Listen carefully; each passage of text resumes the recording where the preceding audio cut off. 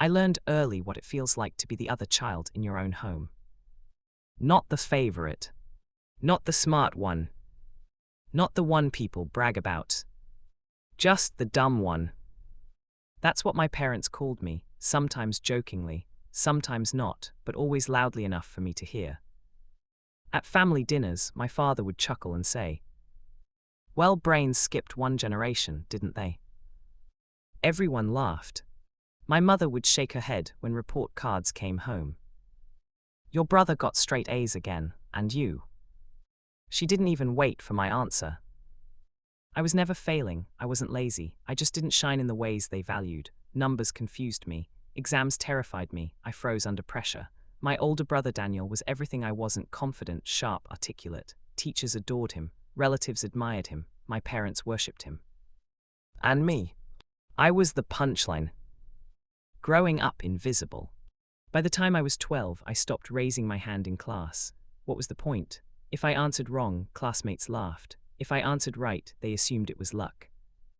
At home, I learned to stay quiet. When guests came over, my parents would introduce Daniel proudly.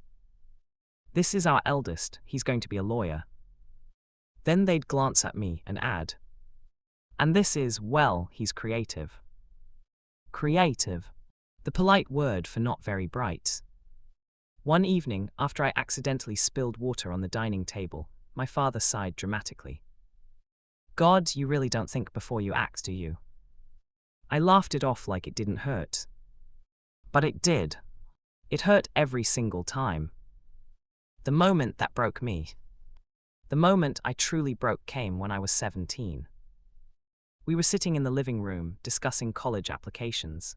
Daniel had been accepted into a top university. My parents were glowing. Then my mother turned to me. "So, what are you planning to do?" I mentioned a state college, not prestigious, affordable, practical. My father snorted. "College for you." He shook his head.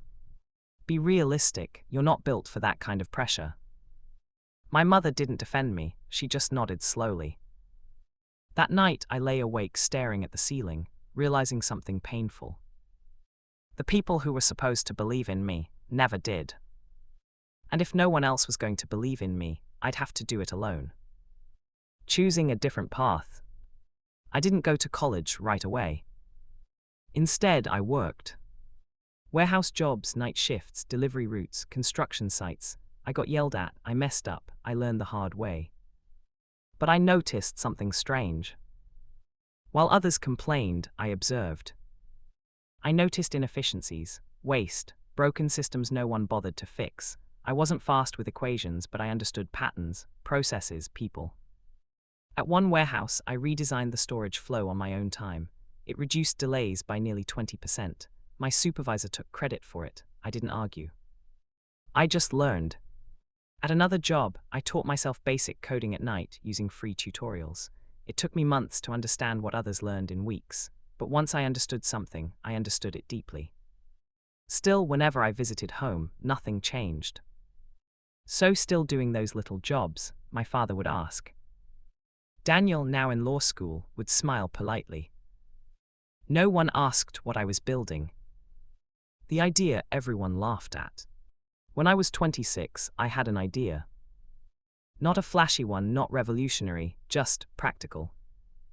I noticed how small businesses struggled with inventory tracking. Big companies had expensive systems. Small ones relied on spreadsheets and guesswork. I thought, what if there was a simple, affordable tool made just for them? I shared the idea at dinner one night. My father laughed openly. "You starting a business?" He nearly choked on his drink. "You can barely manage your own life." Daniel tried to soften it. "It's ambitious, but maybe focus on something safer." My mother smiled sadly. "We just don't want you to get hurt." But I already was hurt. So I left. I moved into a tiny apartment, lived cheaply, worked during the day, coded at night, failed constantly, bugs everywhere, rejections from investors, emails ignored. There were nights I stared at my laptop and thought, they were right, I really am dumb. But something inside me refused to quit. Years of silence. For 6 years, my parents barely mentioned me. Family gatherings became awkward. Conversations stopped when I entered the room. Daniel advanced in his career, promotions, engagement, applause. I brought nothing impressive to the table. Or so they thought. Behind the scenes, my product slowly gained users, then dozens, then hundreds. Small businesses loved it. Word spread, revenue grew. I reinvested everything. No vacations, no new car, no announcements. Just work. The call that changed everything.